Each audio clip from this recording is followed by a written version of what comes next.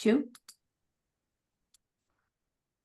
Hello, everybody. Good afternoon, and welcome to our weekly media briefing and public health update with Montgomery County Executive Marc Elrich. I'm Lorna Vigili, Hispanic Public Information Officer. Thank you for joining us. And with us today is Mr. Sean O'Donnell, Deputy Chief of Public Health Services.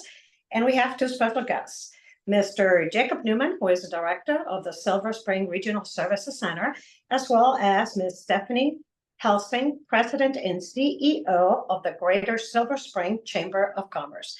Thank you, everybody, for joining us. Good afternoon, Mr. County Executive, number one. Thank you. Good afternoon, everybody. So I want to talk briefly about President Biden's decision not to run for a second term. I look forward to listening to the speech tonight. It's obviously going to be an historic address. I just want to thank the president for his service. And he inherited a nation in the midst of a pandemic, with soaring unemployment, supply chain issues, as well as an insurrection incited by the former president. And he led a swift rollout of vaccines, brought science and good judgment back to the presidency. And I do say that the swift rollout of vaccines and the implementation of relief measures help protect our community's health and stabilize our local economy. The rollout of vaccines was one of the most important turning points in the fight we had against COVID, and getting them out into the community made a huge difference on its impact and on the speed of our recovery from COVID. I want to think, I think Joe Biden's been one of the strongest presidents for working people since FDR. I can't think of anybody who's done more for working people than he did. He's been a strong advocate for the needs of working men and women across the country. And in a historic moment, he was the first president to actually stand with striking workers on a picket line. And that's something I always appreciate. His leadership on the Inflation Reduction Act is particularly noteworthy. It lowered prescription drug costs and extended healthcare subsidies. And this is something that, should matter to every one of us, anybody who pays taxes, because this kind of healthcare costs that we experience, driven by ever rising prescription drug costs, really impacts even things like county budgets. And so anything that helps maintain control over ridiculous drug price increases, or also help us meet our budget responsibilities and prevents us from having to raise taxes even more. So that was really impactful for counties. It's also reflective of his dedication to combat climate change and investing in renewable energy. Again, we've been able to use those programs here in the county to help support the work we're doing to advance the climate action plan. And the president's focus on creating a strong economy has yielded positive outcomes for working families. And through initiatives like the American Rescue Plan, we've seen investments in infrastructure, education, and workforce development that will surely bolster the economic opportunities for our county, but also for our nation.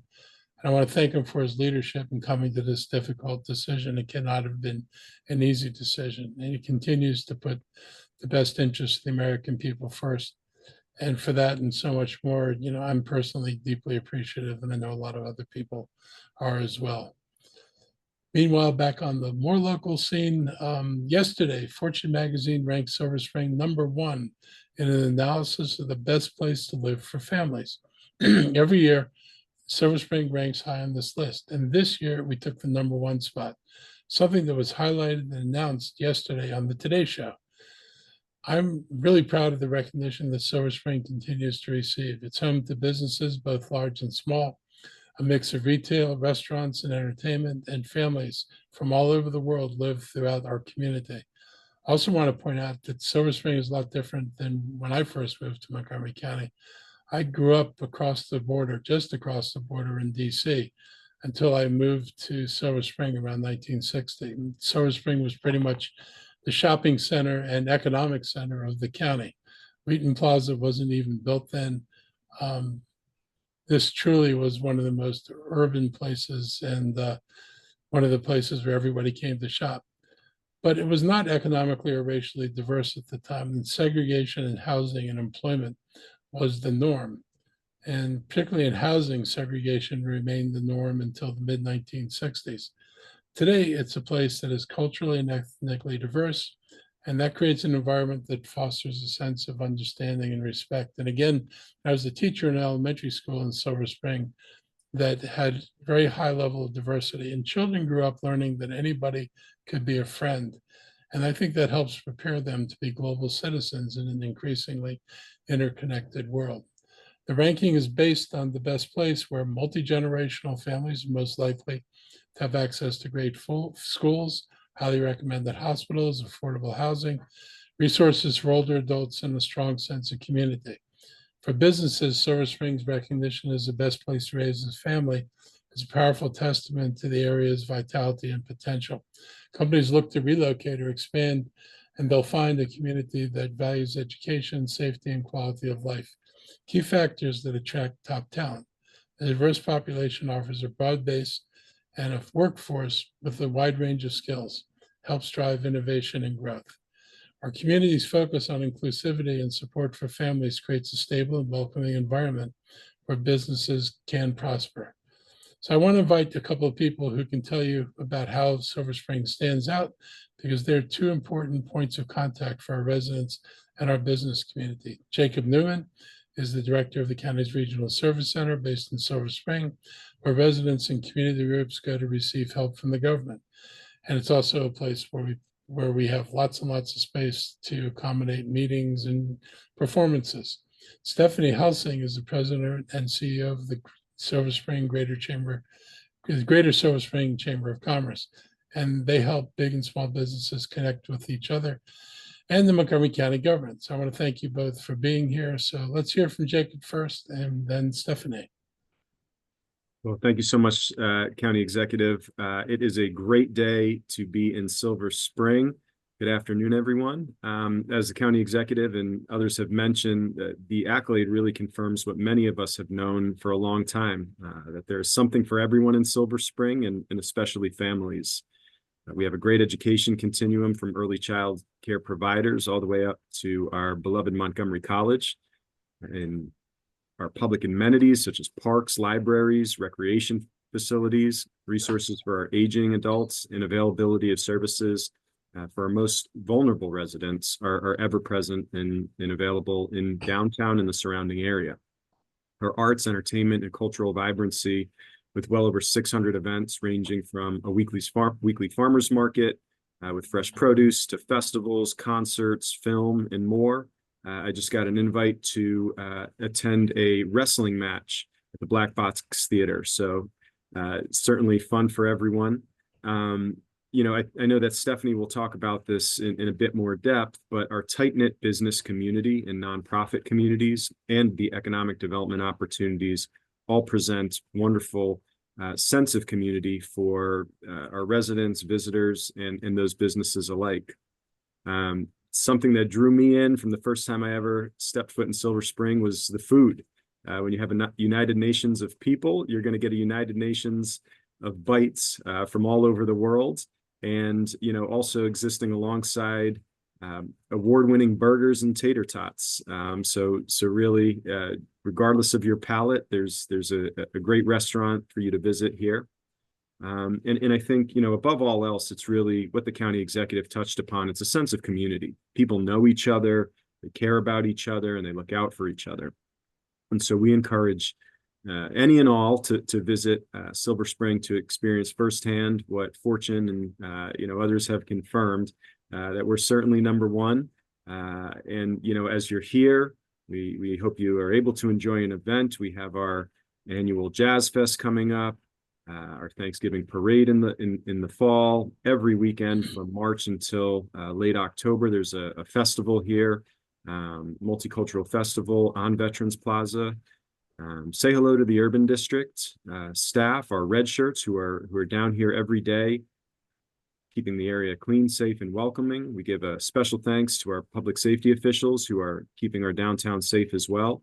And for more information, you can always visit us at Silver Spring Downtown. It has all of our social media handles and the ways to subscribe to our weekly newsletter if you are a resident or in the surrounding area and want to learn what's going on from a day-to-day, week-to-week basis. So we're very proud, needless to say, and it takes a village to celebrate a village. So thanks, everyone, and I'll pass it over to Stephanie. Great. Thank you, Jacob. And thank you very much, County Executive Elrich. It's really an amazing opportunity to be here today. As you've heard, my name is Stephanie Helsing, and I'm the president and CEO of the Greater Silver Spring Chamber of Commerce.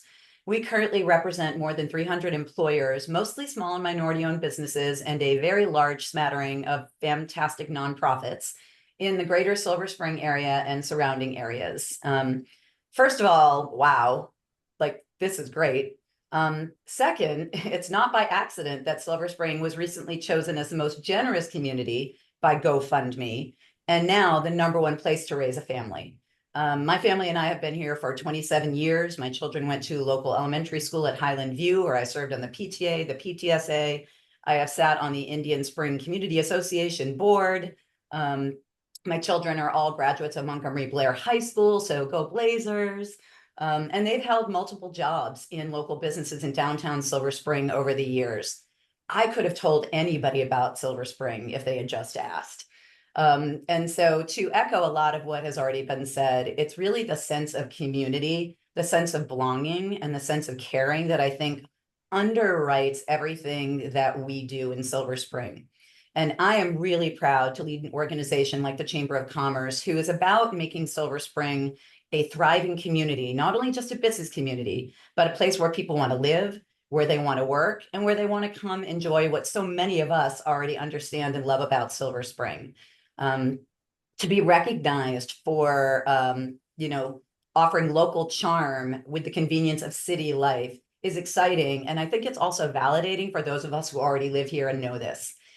This confirms that, our bustling local businesses, our arts and entertainment venues, limited, but not, limited to the AFI, the Fillmore and Veterans Plaza, our diverse restaurants, our breweries and wineries, our outdoor gathering spaces like the Veterans Plaza outside, our various regional service centers and our aquatic center, our community resources for elderly aging in place, as Jacob already mentioned, for the youth that we are really trying to prop up and bring, amazing opportunities to the underserved populations that really do need our support, to our overall diversity, where the article mentioned that the probability of two people chosen at random being next to each other of a different race and ethnicity is a whopping 73%. These are the reasons that continue to make Silver Spring the ultimate place to raise a family. And to echo the county executive, it is a strong testament to the area's vitality and potential.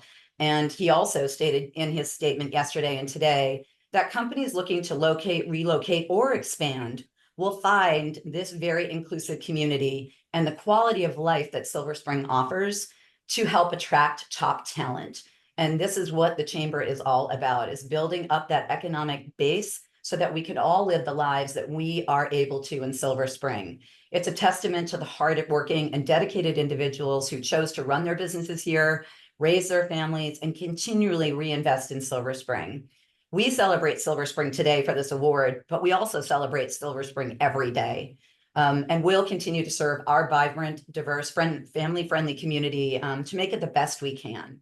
If anybody is interested in learning more about some initiatives that have created further partnerships and collaborations with the Chamber, like our Silver Spring Safety Alliance, you can go to gsscc.org, and it will tell you the story of how that came to be and how the Chamber is just generally involved in the greater community to continue to make Silver Spring the #1 place.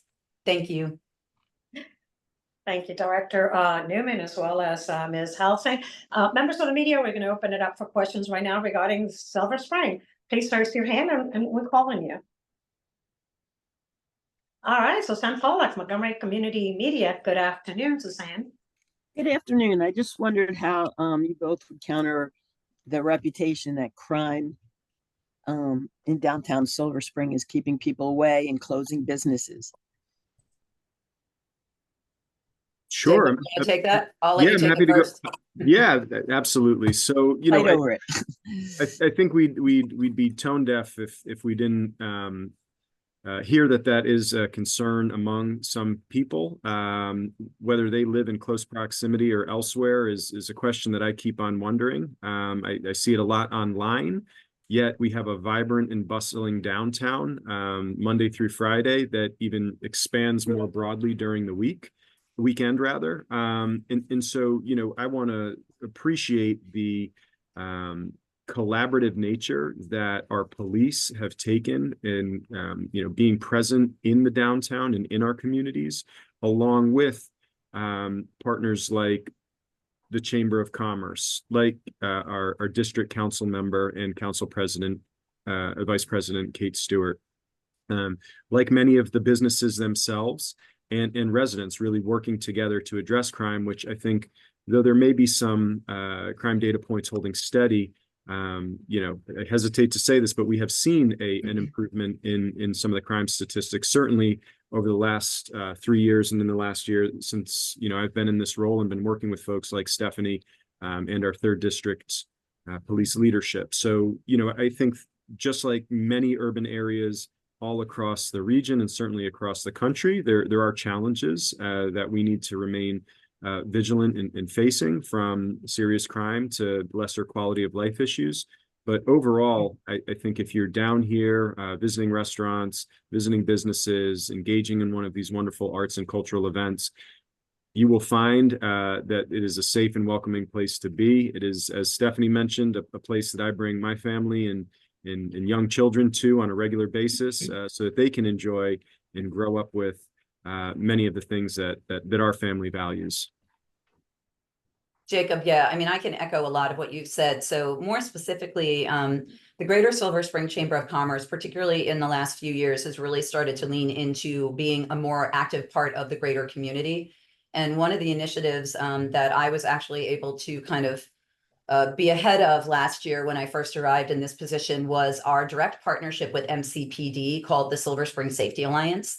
So that was really, it's a neighbors looking out for neighbors program that's really kind of just a tool to what is already being done by the hardworking men and women who are on the ground representing the 3rd district.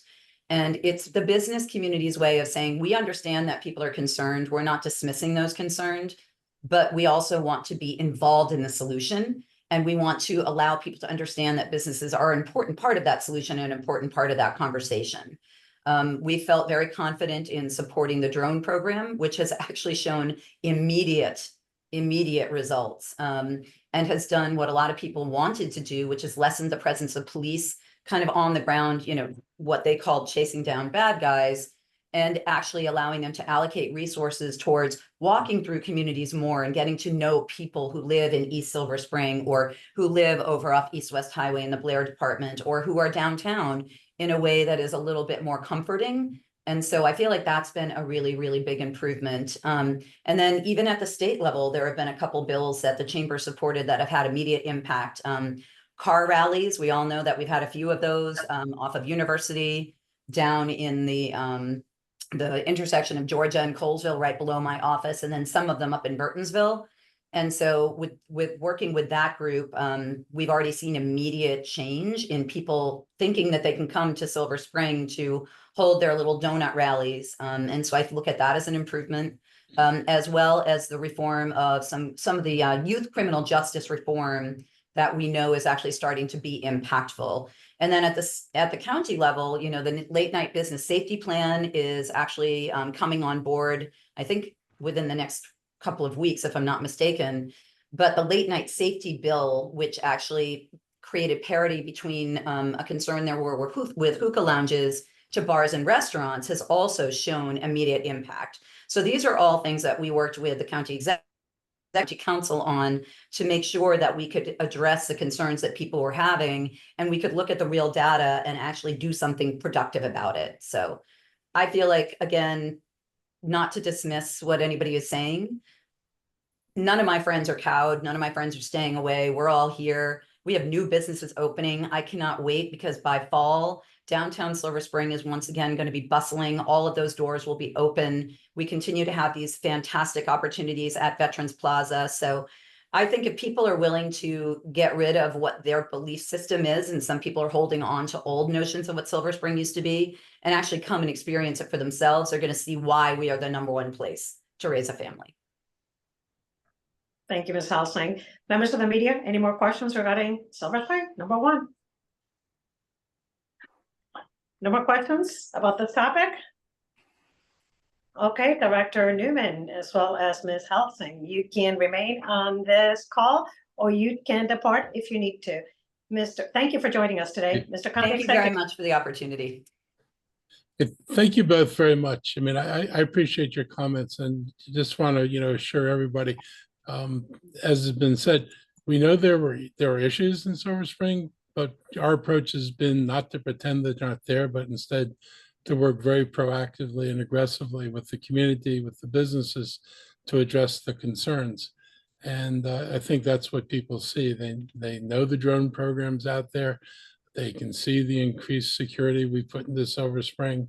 And I think those things have made people, feel more comfortable. And frankly, our goal is to make Silver Spring unappealing to people who want to commit crimes. We want families to come here. We want to make sure people who have other intentions that they get the impression that Silver Spring is, well prepared to take care of its residents. And we're going to continue doing that. And speaking of Silver Spring, yesterday we unveiled the statue for Dominique Dawes in the Olympic spirit at the Rec Center in Silver Spring. And the 2024 Olympics begin on Friday. This week seemed like the perfect time to unveil the new sculpture paying tribute to Dominique Dawes.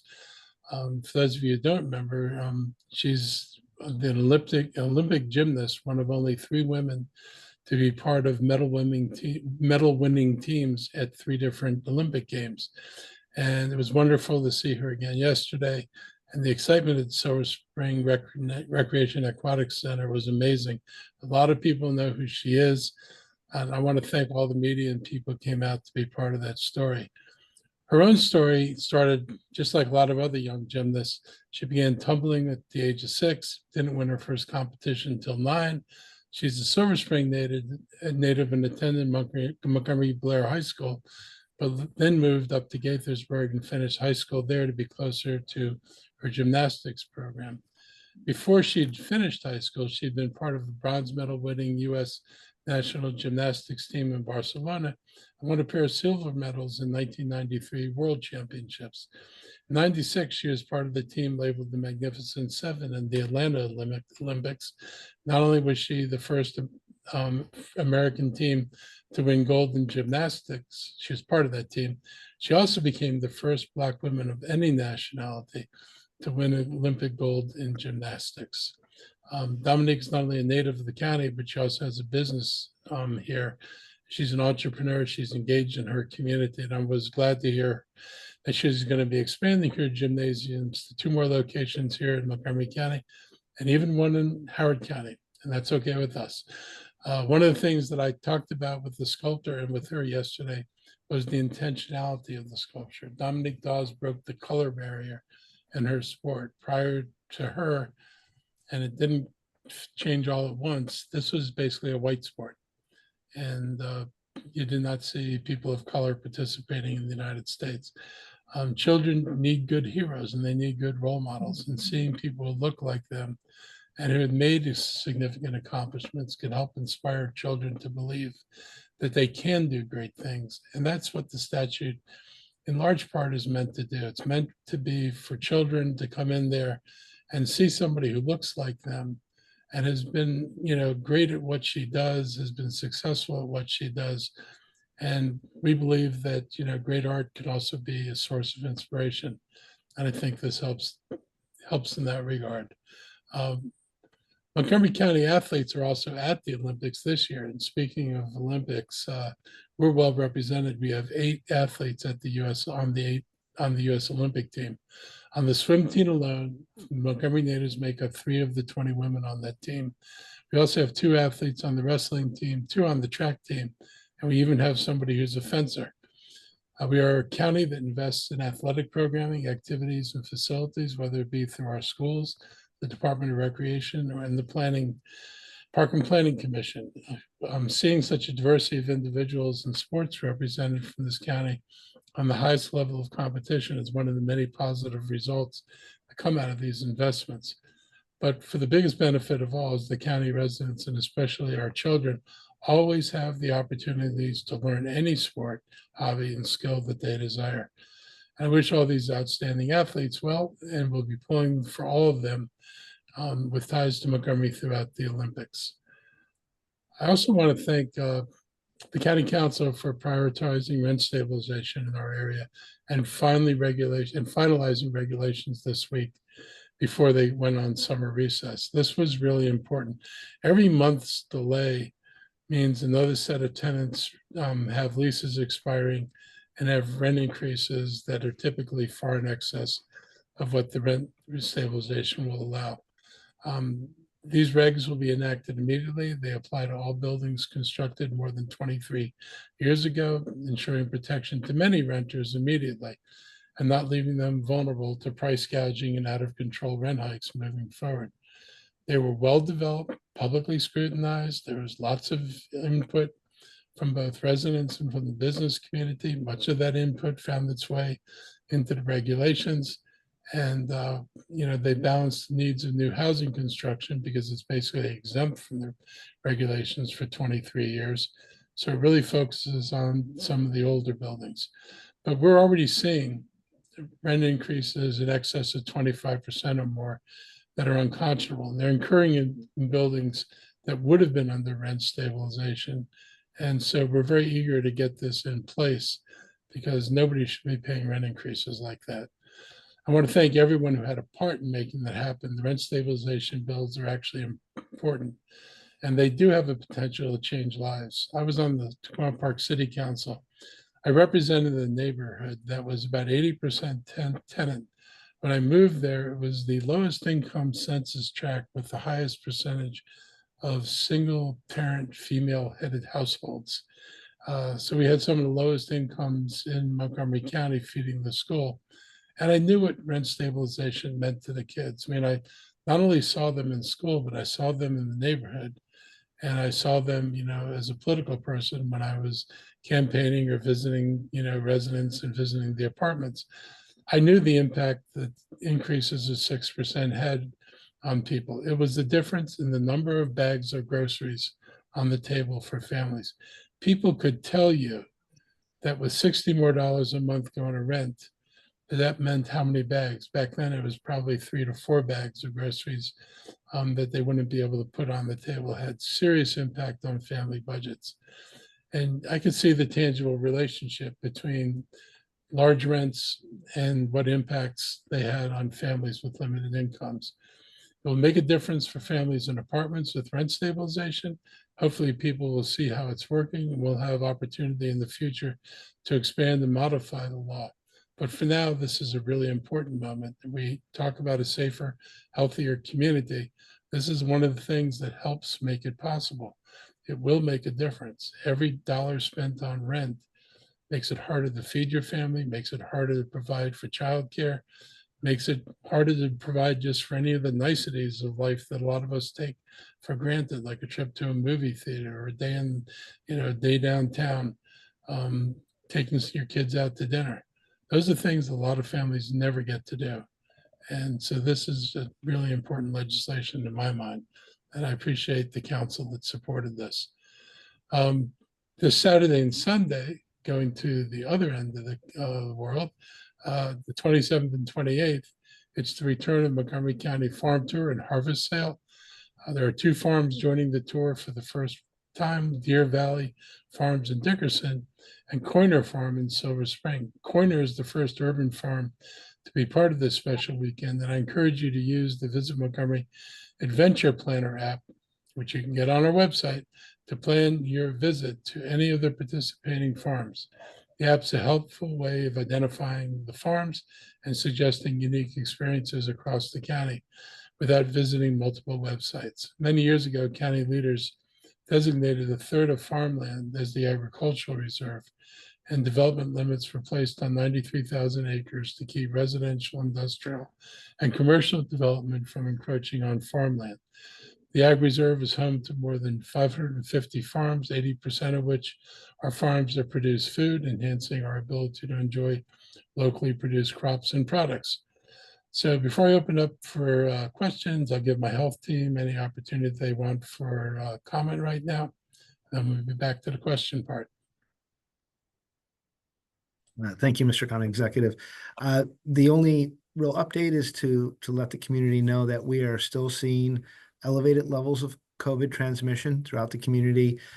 We're tracking on it. The hospitalizations appear to have ticked up a little bit across the state, but are holding steady in Montgomery County. And we're just, again, warning people to take precautions when they are in crowded public spaces, especially those who are at greater risk for serious illness. Wearing a mask in those settings can help prevent a transmission of COVID. So again, we've seen this elevation across the United States as well as our region, and just urging precautions to folks. Thank you, Mr. O'Donnell. Members of the media, this is the time for questions. Please raise your hand. Any questions?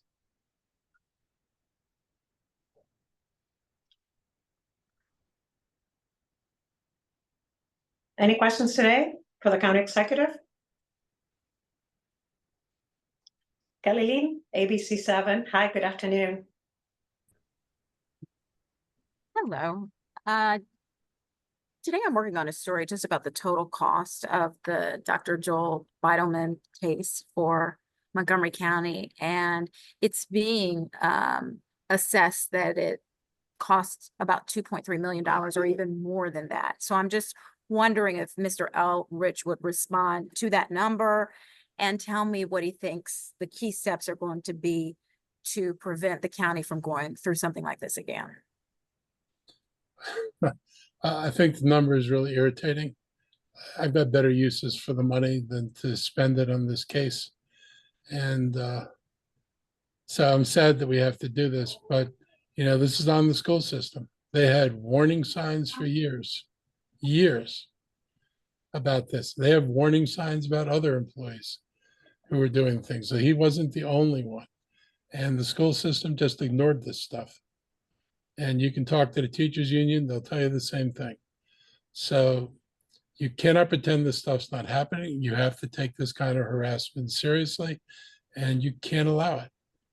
And hopefully the officials over there and the board get the message loud and clear that there's no more tolerating this kind of nonsense, and that people who do it are going to get removed from their positions. So I'm not a big believer in second chances on this. So, Do you think that MCPS needs its own office of the Inspector General to make sure that it's following its own policies and make sure that it's being responsible and transparent? well, if the stuff had come to the attention of our Inspector General or the state, somebody would have done something. We weren't totally paralyzed. And the fact that, they had letters they didn't share with anybody. They have a complaint for the unions, apparently, that goes back years. You can't fix not disclosing. And it'd be, if they've got their own IG, great, but the IG can't report to the institution. It certainly can't report to the administration. Our IG does not report to me. Our IG reports to the council. The IGs in both park and planning and the school, they should not report to the administrative body. They should report to somebody who is not the administration, if you want it to work the way you want it to work. Who do you think they should report to? You can either have them report to the school board, or you could combine this with the county's IG and have it report to our IG. Anything better than this? Anything else that you want to add in terms of the current administration? Are you confident that we won't see this excessive spending and these kinds of problems with reporting, et cetera, under this new leadership?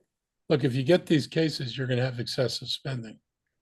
So, my hope is, and I think they get this loud and clear, if this amount of money doesn't wake up people to what the real cost of ignoring a problem is, I don't know what will. So I'm pretty sure new superintendent is well aware of this. And, I have confidence that this is not going to be a repeat of the past, and that people will get the attention they're supposed to get. Okay, thank you very much. Thank you, Kelly. Members of the media, any other questions today for the county executive or Mr. O'Donnell? No more questions today? Okay, I guess we're done for today. Thank you very much, everybody, for joining us. Stay safe. Have a great afternoon. Number one, Silver Spring, and we'll see you next time. Thank you all very much for being here. Take care.